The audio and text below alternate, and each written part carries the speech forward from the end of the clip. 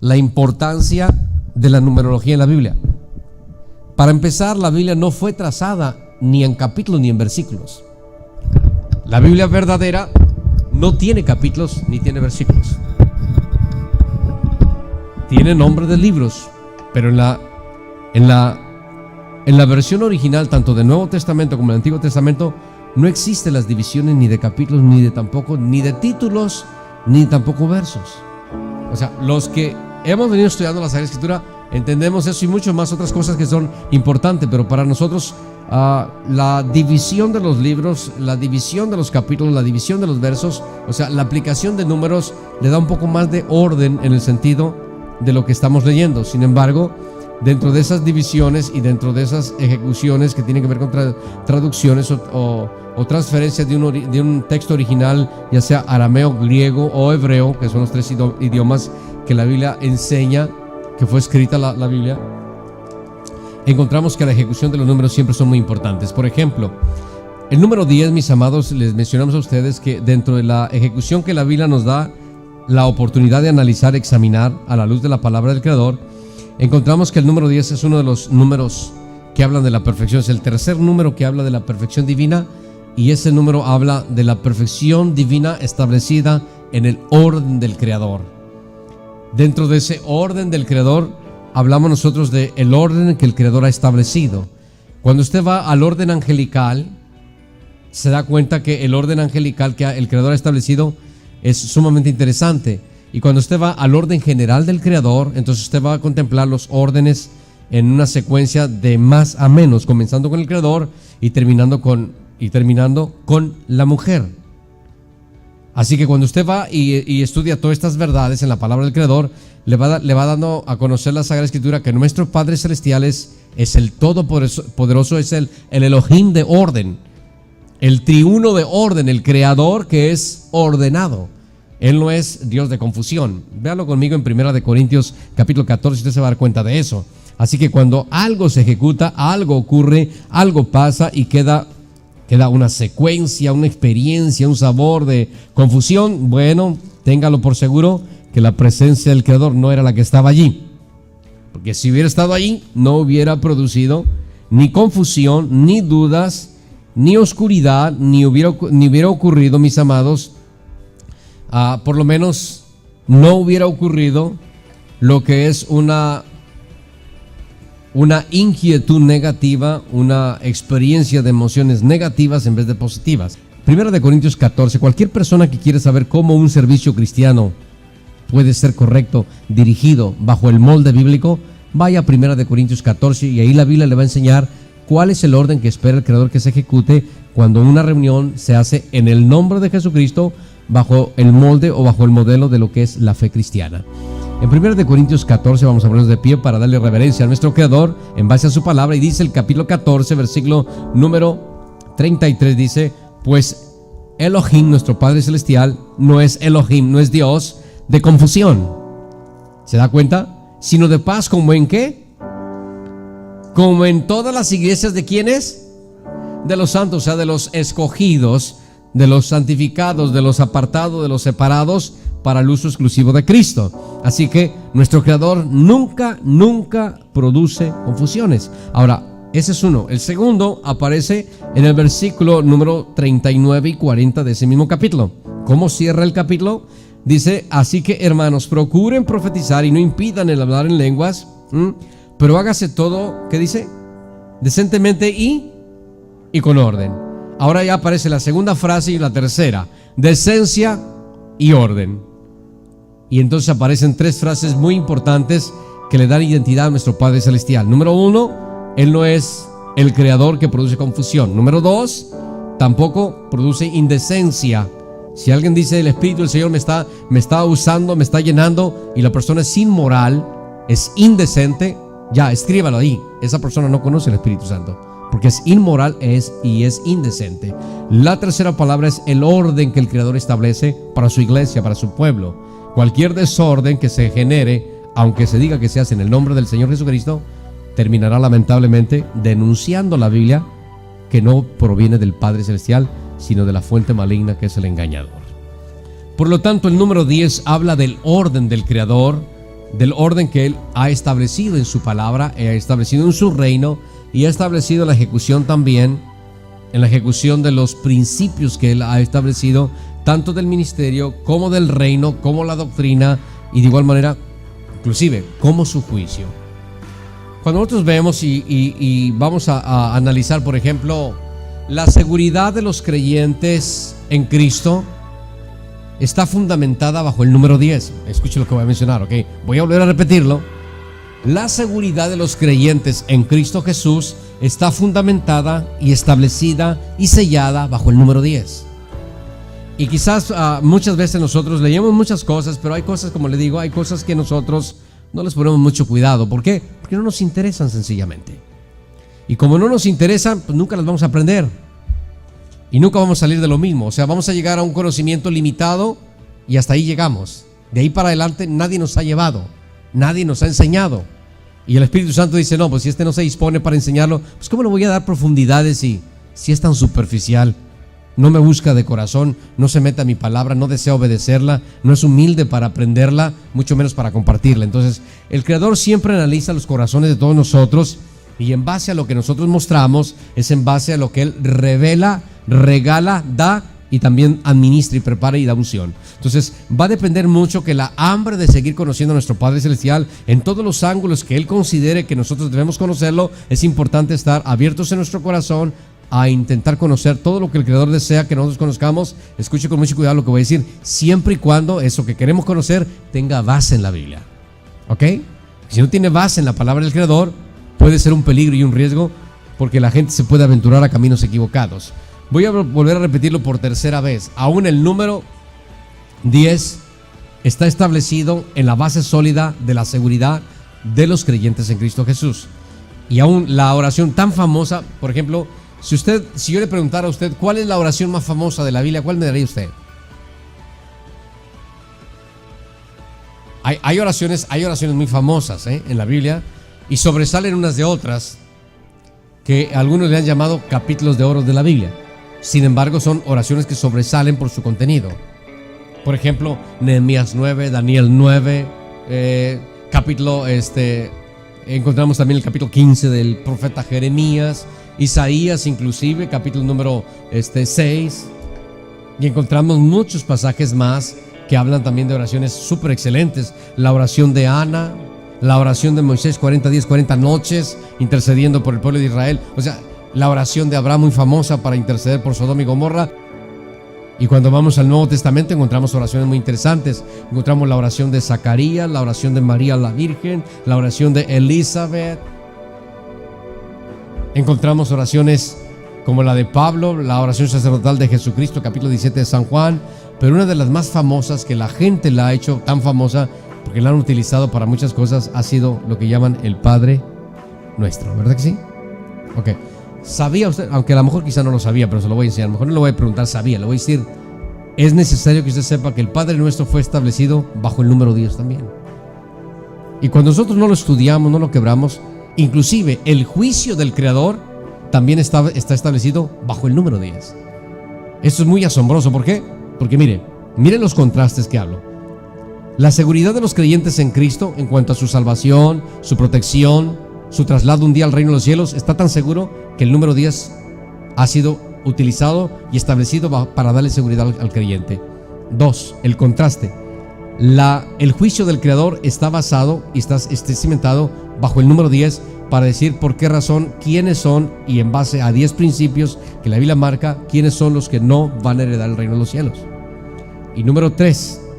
Es interesante contemplar también que la oración, una de las más famosas, que nos da a nosotros la oportunidad de enseñarnos a orar, nos da la oportunidad, el modelo, la base, no para repetirla, sino para estar conscientes, mis amados, de lo que debe ser una oración completa en el corazón de nosotros hacia nuestro Creador, cuando se trata de intercesión y se trata también de congregarnos para interceder de una manera colectiva, de una manera comunitaria, de una manera congregacional. La oración del Padre Nuestro no es una oración singular, como unos lo han hecho rezo, otros lo han hecho inclusive, yo he conocido inclusive personas que lo citan, pero en realidad no saben, o sea, lo citan porque lo saben, Lo citan porque les gusta, pero desconocen el contenido real y la intención real del por qué el Padre Celestial estableció ese principio, ese modelo, ese molde, no para que fuese una repetición, sino para darle una lección a los apóstoles de cuáles son las cosas significativamente importantes que se deben incluir en una oración completa. No para hacerse un rezo, no para hacerse una repetición como si fuese, como lo hacen los budistas, con el tibetano, ¿verdad? Es como un tipo rosario, unas bolas grandes así, y están ellos, repite, porque piensan, como dijo Cristo, que por el repetir les van a dar la respuesta. Ahora bien, cuando nosotros vamos a la luz de este pasaje, quiero que ustedes lo muestren, el Padre Nuestro fundamentado bajo 10 principios, bajo el número 10, o sea, está establecido bajo el número 10. Véanlo conmigo, porque yo sé que no lo han visto desde ese ángulo. Lo han visto quizá de muchos otros ángulos, pero no lo han visto desde ese ángulo. Y como a mí me toca en este tiempo estar enseñando sobre el número 10, pues yo tengo que mostrarles a ustedes a través de la palabra del Creador dónde aparece el número 10, o por lo menos dónde aparece las 10 ejecuciones, o las 10 cosas, o los 10 principios, o las 10 cualidades, o las 10 virtudes, o las 10 promesas, o las 10 cosas que el Creador espera que nosotros cumplamos. Estoy tratando de utilizar lenguajes variados para que usted me entienda. Si no me entiende de una manera, me entiende de otra. Y si no me entiende de otra, me entiende de otra. Entonces estoy tratando de que nadie se quede fuera del entendimiento de esto, ¿ok? En Mateo, en el Evangelio de San Mateo, capítulo 6, ahí en sus lugares, vean conmigo, y ustedes se van a dar cuenta de este número 10 establecido en el principio de la oración del Padre Nuestro. En el versículo 9, había una de las intenciones de los apóstoles, que ellos tenían una gran intención, una intención espiritual, un anhelo profundo de conocer, por lo menos un modelo que les pudiera ayudar a ellos a tener una base para aprender a orar una oración que esté completa. Si una oración no está completa, entonces le faltan ingredientes y se queda a mitad de camino. Y es importante que usted se dé cuenta. En Mateo 6, ¿lo tiene Mateo 6? Ok, perfecto. Ponga su manita santa ahí y vaya conmigo y saque con su otra mano derecha Lucas capítulo 11. Estos son los dos pasajes, son paralelos. Se les llama inclusive evangelios sinópticos porque están paralelos. Hay muchas frases que se parecen, solo que hay algunas que cambian, solamente la perspectiva que cambia. Y en el capítulo número 11 de Lucas, verso 1, prefiero comenzar aquí porque es necesario que usted se dé cuenta por qué razón Jesús dijo el Padre Nuestro, por qué razón, o sea, con qué propósito lo dijo.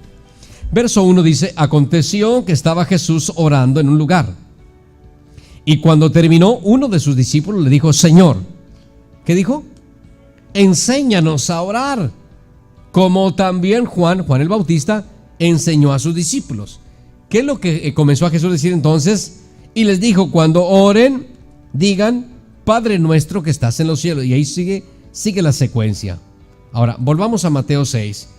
Este es un previo para que usted se dé cuenta por qué razón lo dijo. No fue porque en ese momento pues se le ocurrió y pues para rellenar el espacio dijo eso. Padre nuestro que estás en los cielos, santificado sea tu nombre. No lo dijo para eso. La mayoría de la gente que conoce el Padre Nuestro lo conoce, pero no conoce la intención por el cual fue establecido. Segundo, la mayoría de la gente que conoce el Padre Nuestro desconoce también los principios espirituales que marcan y rigen esta oración, que es una oración no individual, sino una oración congregacional. Todas las frases que se utilizan en el Padre Nuestro, todas son en plural, no son en singular. Siempre involucra un grupo, siempre involucra una comunidad, siempre involucra una cantidad de personas comunitarias. En el capítulo 6, de verso número 9 de San Mateo, el Evangelio de San Mateo, dice: ustedes orarán así: Padre nuestro que estás en los cielos, santificado sea tu nombre, venga tu reino, hágase tu voluntad, como en el cielo, así también en la tierra. El pan nuestro de cada día, dánoslo hoy, y perdona nuestras deudas, como también nosotros perdonamos a nuestros deudores. Y no nos metas en tentación, mas líbranos del mal, porque tuyo es el reino, el poder y la gloria por los siglos, por todos los siglos. Amén. Y esta es la oración que la mayoría de la gente conoce. Ahora, vamos a quebrar el Padre Nuestro. Cuando nosotros vamos a la Sagrada Escritura y vamos a quebrarlo para que usted se dé cuenta que el número 10 está establecido dentro de lo que es la oración que se conoce como el Padre Nuestro, que en realidad es la oración modelo para que nosotros tomemos base y aprendamos a orar delante de la presencia del Creador. Porque en primer lugar debemos entender que el Padre Nuestro surgió como la necesidad de la pregunta de uno de los discípulos: enséñanos a orar. Así que bajo esa mentalidad y bajo esa base, Jesucristo les da el modelo. No les dice: ustedes van a repetir esto, porque cada vez que repitan esto, cada vez que lo repitan, entonces ustedes están orando completamente. No. En realidad, la ejecución de esta oración debería ser la práctica y el estilo de vida de todos nosotros. La oración que aparece como el Padre Nuestro debería ser la ejecución y el estilo de vida de todos nosotros todos los días. Sin embargo, como Jesús ve nuestro Salvador Jesucristo ve una necesidad y una pregunta: enséñanos a orar. Entonces, bajo esa pregunta, toma como iniciativa enseñarles una base, un molde, un modelo, un principio, un cimiento, una fundación para que se enseñen a orar. Y mire, coloca 10 principios que abarcan el orden espiritual en lo que es una oración perfecta. Aunque a usted piense que no hay oraciones perfectas, esta es una de las muchas oraciones que son perfectas. Incluye todos los ingredientes que el reino de Dios espera que nosotros incluyamos. Vamos a quebrarlo para que se dé cuenta. Ustedes orarán así. El primer elemento que incluye, primer ingrediente que incluye rumbo hacia el número 10. Número 1 es que el Padre a quien se dirige la oración ni es a los santos, ni es a las vírgenes, ni es a los padres muertos, ni es a ninguna persona, ni siquiera a una persona que sea espiritista o que haya sido muerta, ya sea el espíritu de Pancho Villa, el espíritu de la muerte, el espíritu del narcotraficante Juan fulano de tal allá de Chihuahua, el niño Fidencio, Pedrito Jaramillo, y puede agregarle un montón de santos o vírgenes o Jesucristo, como los han definido, ¿no? Que el Jesucristo negro, que el Jesucristo de la montaña, que el Jesucristo rey, que el Jesucristo blanco. O sea, eso sale sobrando. ¿Por qué? Porque la oración inicial, y aquí es donde nosotros tenemos la necesidad de decirle a las personas por qué razón tienen muchos errores las personas que no entienden este principio. Por ejemplo, este principio de la oración del Padre Nuestro, ni los testigos de Jehová lo hacen, ni lo aman, ni lo respetan, y sí lo contradicen. 2, ni los apostólicos unitaristas tampoco entienden este principio, lo pisotean y le dan otro sentido. Y va a la ciencia cristiana y es lo mismo, y va a los musulmanes lo mismo, va a los judíos es lo mismo, y va a algunos grupos que se llaman, por ejemplo, evangélicos, y deja mucho que desear, porque entonces no se dirige la oración al Padre, se dirige a otras cosas menos al Padre Celestial. Entonces, lo primero que establece la Sagrada Escritura bajo el principio de una oración perfecta, el orden de la oración, establece, número 1, que la oración debe ser dirigida ¿a quién? Al Padre que está en los cielos. Porque solo tenemos un Padre que es el creador de todas las cosas, es el único Padre de los cristianos, es el Padre Celestial, el Padre de nuestro Señor Jesucristo. El que los judíos llaman el Dios de Abraham, Dios de Isaac y Dios de Jacob, ese es el Elohim, es el Padre nuestro, el Padre Celestial. Ahora, el primer elemento enfoca que la oración tiene que tener entendimiento. ¿Por qué dije yo que los testigos de Jehová y por qué dije que otros grupos no respetan este principio? Porque los testigos de Jehová, mis amados, no se dirigen al Padre para obedecerlo, se dirigen a Jehová solo para hacer sus caprichos. Porque si de verdad quisieran obedecer a Jehová nuestro Creador o al Padre Celestial, lo primero que harían es aceptar al Hijo que Él envió como el único Salvador del mundo. Y como ellos no tienen idea, ni tienen principio, ni tienen intención de aceptar a Jesucristo como el Dios hecho hombre, y menos como el Salvador de sus vidas, así que ellos van en rebelión abierta en contra de lo que ellos llaman su adoración a Jehová Dios. Ellos no se sujetan. La segunda cosa que no hacen tampoco, sus oraciones no las terminan en el nombre de Jesucristo. Y es otro principio equivocado en la vida de tales personas, que se llamen como se llamen. No le hace que tengan el título de cristiano o cristiana, y aunque tengan un nombre denominacional. ¿Por qué dije que en el caso de los apostólicos sucede lo mismo? Porque en el caso de los apostólicos también desbaratan muchos sistemas que tienen que ver con la oración perfecta.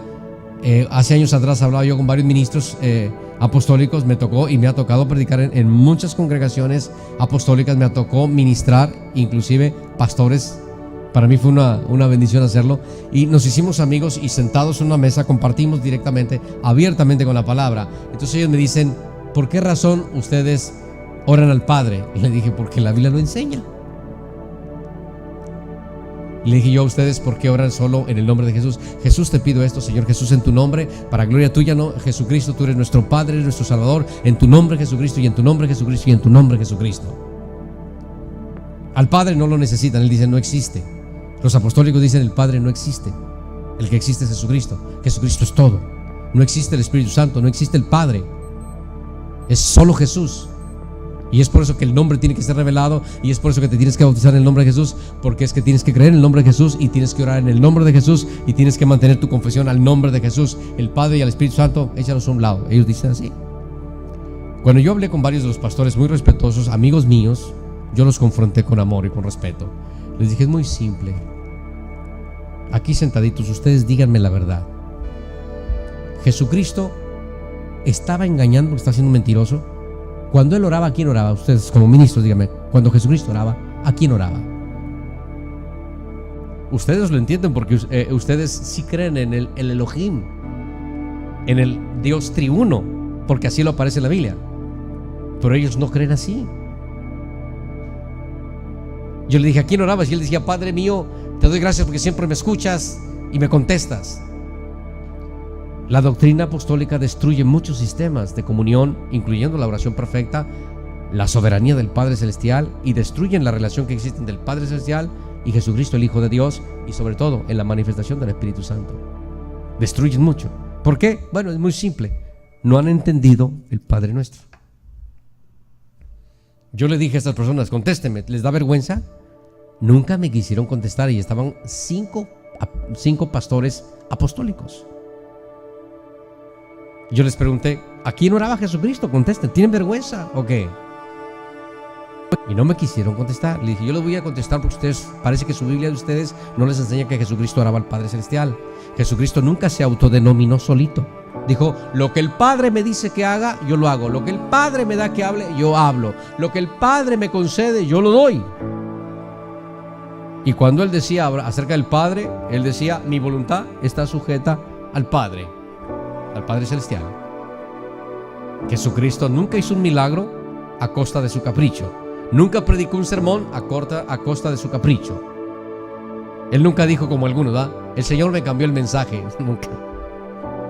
Porque el Señor Jesús nunca cambia. Cuando Él te dice que digas algo, lo vas a tener que decir, te guste o no te guste. Y ahí te das cuenta que no fue el Señor Jesús quien le cambió el mensaje, fue esa persona que no sabía lo que estaba en su propio corazón para marcar una decisión para la enseñanza. Estaba debatiéndose dentro de su ser, que predicó esto o aquello, que predicó esto y aquello, y estás ahí porque no sabes lo que el Creador quiere que tú digas al pueblo de Él. Y es por eso que te das cuenta que cuando alguien se para en el púlpito, te das cuenta si tiene comunión con el Señor Jesucristo, o solo habla solo para soltar aire, voz, palabras y más. Te das inmediatamente cuenta. Así que por eso, cuando la gente no entiende este principio sobre el número 10, no va a entender nunca que la oración, toda la oración perfecta, toda oración que es perfecta, es dirigida al Padre y respaldada en el nombre de Jesucristo. Si esta oración no va así y es respaldada en otro nombre, no es una oración que va directa al cielo, es otra oración que se queda por ahí flotando en el espacio, en el aire, o adentro de la habitación, o adentro de un santuario, pero no llega a la presencia del Creador. ¿Por qué? Bueno, porque la Biblia establece que abominación es al Creador la oración de los impíos. O sea, le da asco. Cuando esa oración, el corazón de una persona que no está limpio, que no está consciente de lo que el Creador espera de su oración, y solamente está en una manera inmoral o en una manera mecánica, en una manera de ejercicio espiritual, haciendo un rellene. Tengo que orar porque si no oro, porque no, todos los cristianos tienen que orar, y si no oro no me voy a sentir cristiano. O sea, estoy bien cansado, pero tengo que, si no lo hago, me va mal. Entonces la gente ya ora por miedo, ya no es una oración que se deleite en la comunión.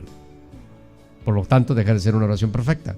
Ahora, el segundo ingrediente que aparece, se da cuenta, santificado sea tu nombre. La mayoría de la gente no sabe qué es eso. La mayoría de la gente piensa que es, yo voy a decir que el nombre del Creador es santo. Bueno, aunque significa santificar el nombre del Creador, significa santificar el nombre de Elohim, de Yahweh, el nombre de Adonai, el nombre de El Shaddai, significa más que pronunciarlo, mucho más que pronunciarlo, significa nosotros, por las acciones nuestras, ejecutar acciones que traigan honor a su santo nombre. Eso es lo que significa santificar el nombre del Creador. No se trata de, hermanos, santifiquen al Creador. Santo eres tú, Señor, santo y bendito y glorioso, limpio, puro, inteligente, sabio. Es bueno decir todo eso, pero eso no es santificar el nombre del Creador.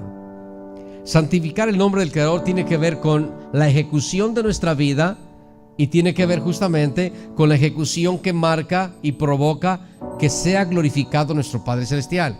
Voy a explicarles algo todavía más serio todavía en este número 2. Estamos en el número 2, que es santificar el nombre del Creador. En esta ejecución, nomás para que tomes una idea, qué tan importante es santificar el nombre del Creador. Hay mucha gente que de memoria dice el Padre Nuestro, pero son bien malos. ¿Cuántos de ustedes han oído la composición que hizo este hombre que se ganó la excomunión de la Iglesia Católica? Ese que canta Jesucristo es verbo, no sustantivo. Ricardo Arjona. Dice, un día me senté, agarré mi guitarra y papel y comencé a escribir. Me inspiró aquel momento y comencé a escribir. Y él comienza a hablar de Jesucristo. Y él dice, la más tremenda de mi barrio era doña Carlota. Era muy religiosa y me ponchó 100 pelotas. O sea, me rompió todas las pelotas con las que yo jugaba y caían en su casa, me las rompía, no me las daba. Pero era bien religiosa. ¿Por qué razón con sus labios la gente puede ser de un momento a otro muy religiosa, pero en su conducta, sus obras no glorifican al Creador? Santificar el nombre del Creador no es solo por labios, por palabras, por boca. Involucra más que eso. ¿Qué es lo que quiso decir Jesucristo entonces? Lo que quiso decir Jesucristo, que la oración perfecta debe incluir un estilo de vida que provoque que el nombre del Creador sea glorificado por la actitud, las acciones y el estilo de vida de esa persona. Se lo voy a demostrar para que tengan una idea, que cuando la persona no vive bajo ese principio de que el nombre de nuestro Padre Celestial sea santificado o glorificado por los que nos ven, los que nos rodean o a quienes impactamos, escuche lo que voy a decir con mucho cuidado y grábeselo. Nuestro Padre Celestial se enoja. Y llega un momento determinado que cuando no se santifica su santo nombre, se voltea ese amor bueno, santo y glorioso, porque la Biblia nos habla de las dos virtudes. La Biblia dice la bondad del Creador, pero también habla de su ira. Dice que nuestro Creador es bondadoso, pero también es fuego consumidor. Y es importante que también nos demos cuenta que nuestro Creador es muy paciente, muy amoroso, muy compasivo, pero también al que ama castiga. O sea, es recio, es estricto. Cualquier persona que juega con el pecado, tarde que temprano las quemadas le van a salir. Tarde que temprano, mis amados. Eso, a la luz de la presencia del Creador, a la luz de su palabra, a la luz de su Santo Espíritu, nadie podemos jugar al pecado sin que nos toque quemarlo, ninguno. Eso, así lo estableció el Creador, y Él sabe cómo lo va a sacar a luz, pero lo va a sacar a la luz. Por eso es importante darnos cuenta. Ahora, véalo con mucho cuidado para que usted se dé cuenta que este número 2, que es el ingrediente número 2, santificar el nombre del Creador, incluye el estilo de vida que trae honor y gloria al Creador. Y cuando eso no suceda, escuche con mucho cuidado, se enoja el Padre Celestial, y le voy a mostrar este pasaje para que usted vea nada más un poquito. Yo les pregunto antes de ir a esa zona, ¿qué piensan ustedes de Moisés? ¿Fue un buen siervo o un mal siervo? ¿Tienen miedo a contestar o qué? Moisés, ¿fue un buen siervo o un mal siervo? Un buen siervo, ¿verdad que sí? No tenga miedo. ¿O no ha leído la Biblia? Póngase a leerla porque tiene que saber usted. A mí si me preguntaran, yo sin duda alguna, porque yo he leído la Biblia, yo diría inmediatamente, no tengo miedo a contestar. ¿Por qué? Porque he leído la Sagrada Escritura. Así que cuando me digan, ¿Moisés fue un gran siervo, sí o no? Sí fue un gran siervo porque la Biblia lo enseña. Con defectos y todo lo que tú quieras, defectos, imperfecciones, incompleto, todo lo que tú quieras como cualquier humano, sí. Pero sí fue un gran siervo en medio de todos sus defectos. Y si me preguntan cualquier otra cosa acerca de Cristo, si yo he leído la Biblia, no tengo por qué tartamudear o que me dé miedo contestar. ¿Por qué? Porque conozco la Sagrada Escritura. Entonces, cuando preguntamos sobre Moisés, normalmente decimos, Moisés, él fue, y siempre se ha recordado así, como un gran siervo de nuestro Padre Celestial poderoso. Pero ¿sabe cuál fue el único problemita en el que cayó Moisés, nada más una vez. ¿Sabe cuál fue? No haber santificado el nombre de nuestro Padre Celestial, y el Padre se enojó con él. ¿Y sabe qué hizo? Lo mandó a quitarlo de la escena. No me vas a servir así, Moisés. Te enojaste y me hiciste enojar. ¿Sabes por qué razón, Moisés? Te voy a quitar la vida, te voy a recoger. ¿Sabes por qué? Y te lo voy a explicar. Porque el buen Padre Celestial te explica las cosas. Porque no aprendiste a santificarme enfrente de la gente. ¿Es serio eso, sí o no es serio? Ay, hermanito, ¿verdad que está serio? Se lo voy a enseñar y voy a terminar porque el tiempo ya me ganó. El Padre Nuestro se los encargo de tarea para el próximo viernes, si Dios nos permite. Bueno, ok, vea, voy a para que usted tome una idea y se dé cuenta de que esto no es un invento de Francisco Santa Cruz. Deuteronomio capítulo 32. Deuteronomio capítulo 32. Cuando usted lee la Biblia con mucho cuidado, vale más que lo crea, va a aprender cosas muy importantes. Va a aprender cosas muy interesantes. Y eso es bueno, porque entonces vamos conociendo cómo es nuestro Padre Celestial. Lo más doloroso es que nosotros seamos miembros de una familia y nunca conocemos a los miembros de la familia. Ni sabemos qué son sus gustos, ni sabemos cómo se comportan, ni su temperamento, ni sus lados fuertes, ni sus lados débiles, ni sus cualidades, ni también sus virtudes o sus defectos. Normalmente, si no tenemos una relación con un miembro de la familia, aunque vivamos en el mismo techo, somos desconocidos. Y lo más doloroso sería eso, que muchos de nosotros estemos 5, 10, 15, 20, 30 años como cristianos en una iglesia y no conozcamos al Padre Celestial. Eso sería muy doloroso porque es pérdida de tiempo, mis amados. Deuteronomio capítulo número 32. Y el versículo que vamos a dar lectura es la explicación que nuestro Padre Celestial comienza a darle a Moisés. Si ustedes dan cuenta, el capítulo número 32 dice el cántico de Moisés. Y miren lo que dice este pasaje del versículo 48. Y habló Elohim a Moisés aquel mismo día diciendo: sube a este monte de Abarim, al monte Nebo, situado en la tierra de Moab, que está frente a Jericó, y mira la tierra de Canaán, que yo doy por heredad a los hijos de Israel. Y muere. Ah, caray. ¿Cómo dice? Sí. Y te vas a morir ahí, Moisés. Te voy a dar ese privilegio que veas la tierra que le voy a dar a mi pueblo, pero tú no vas a entrar en ella. Aunque hayas sido el líder y hayas servido con tanto sudor y lágrimas, tú no vas a entrar ahí. En el monte del cual subes, y sé unido a tu pueblo, así como murió Aarón tu hermano en el monte Hor, y fue unido a su pueblo. Y luego le explica: por cuanto pecaste contra mí en medio de los hijos de Israel, en las aguas de Meriba de Cades, en el desierto de Sin. ¿Por qué? ¿Qué dice? ¿Qué dice? Esto es serio, No me santificaste en medio de los hijos de Israel. O sea, no fuiste de impacto a manera que mi nombre fuera santificado, glorificado por tu conducta en ese momento. ¿Por qué? Bueno, porque la Biblia enseña que Moisés se enojó. Así que verás por tanto delante de ti la tierra, mas no entrarás allá a la tierra que yo doy a los hijos de Israel.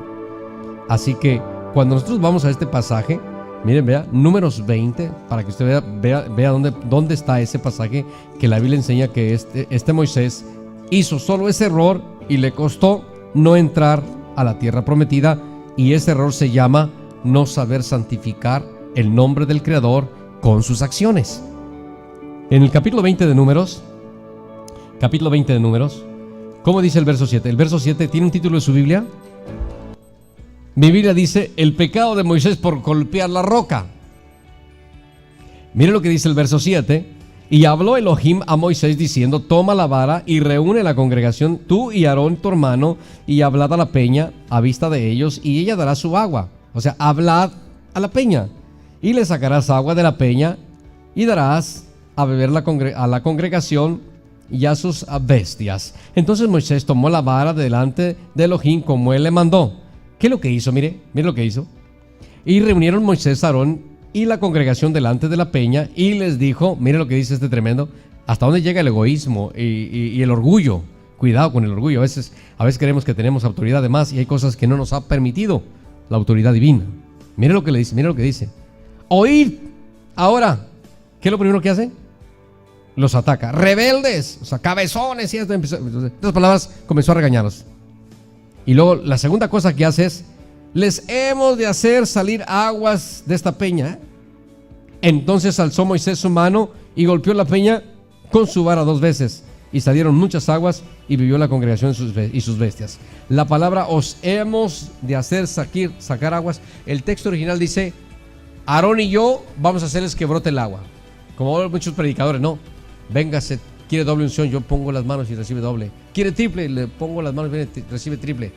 Quiere 4, quiere un montón, quiere que el Señor le dé lo que yo tengo. Bueno, pues venga, voy a poner las manos sobre usted. Presumidos, como si ellos fueran el Espíritu Santo.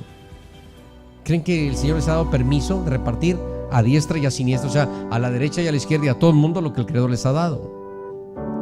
Y lo ofrecen como si ellos fueran dioses. Ese fue el segundo problema.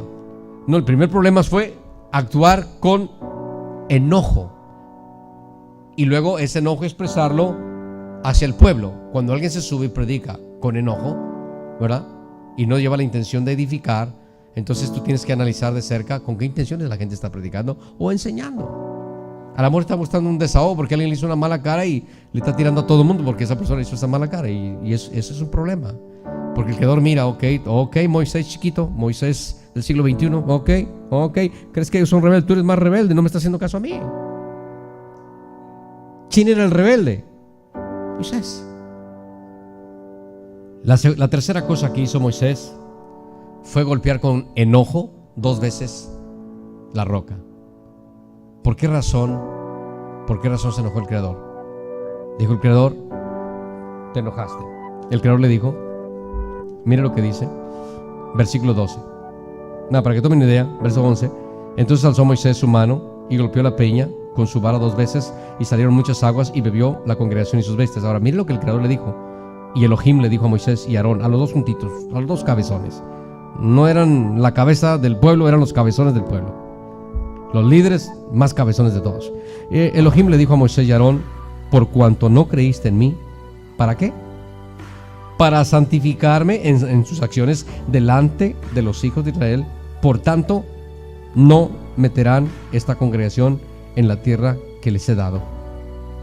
Y luego añade: estas son las aguas de la rencilla por las cuales contendieron los hijos de Israel con Elohim, y él, como quiera, se santificó en ellos. ¿Por qué? Porque aplicó su soberanía y su juicio.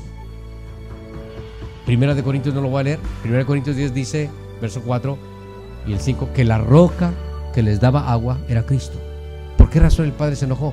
Número 1, porque estaban en rebelión Moisés y Aarón. 2, porque enojados atacaron al pueblo verbalmente.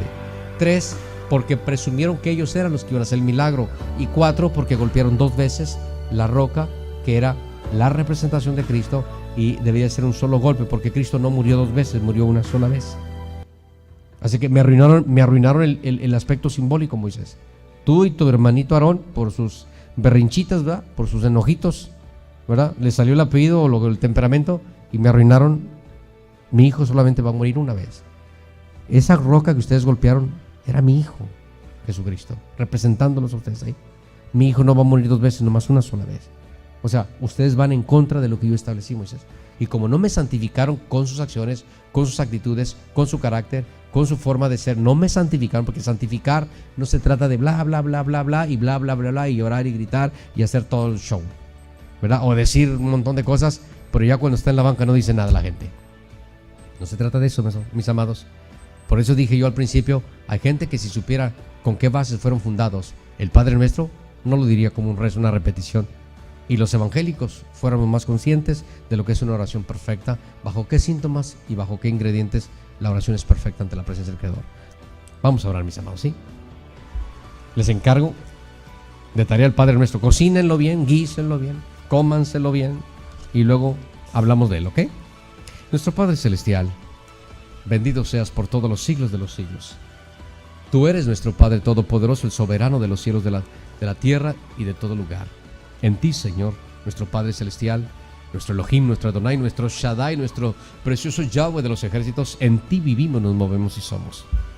Sigue obrando en nuestras vidas y en toda la humanidad.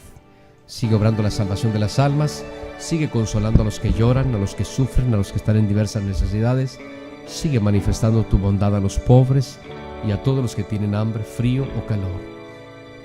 En tus manos, Señor, encomendamos, Cristo Jesús, nuestra intercesión, dirigiéndola a nuestro Padre Celestial, para pedir que Él sea propicio a nosotros y a todo el mundo, porque reconocemos que tuya es la honra, la gloria, la alabanza y la adoración, desde hoy y para siempre, en Cristo Jesús, Señor nuestro. Amén.